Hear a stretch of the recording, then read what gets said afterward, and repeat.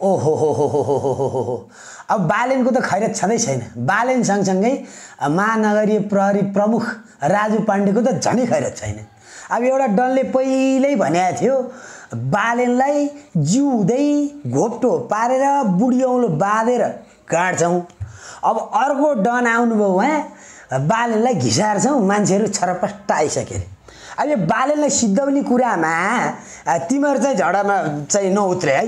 अब घिसारेर ल्याएपछि गाड्ने हो कि अथवा गाडेको त्यो गाडेको पनि त्यो जिउँदै गाडेको भएर रिस नमरेर घिसार्न खोज्या।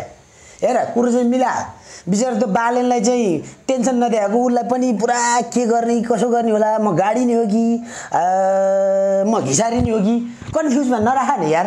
बिचारा त्यो राजु पाण्डेलाई सम्म घिसार्ने कुरो छ, कन्फ्युजमा चाहिँ नराख क्या, कन्फ्युजमा नराख, मिला झगडा नगर। कसरी सिद्धाउने सिद्धा तिमीहरू कुरो बुझ्यौ। बालेनको यो गाड्छु भन्ने कुरालाई तपाईको जवाफ दिनु पर्यो नि तपाईले। उसले गाड्छु मात्रै भनेछ नि त, उसलाई खाडल खनेर घोप्टो पारेर त्यसको बुढी औँलामा बाँधेर घोप्टो पारेर झुन्डाएर गाड्छ बालेनलाई जिउँदै।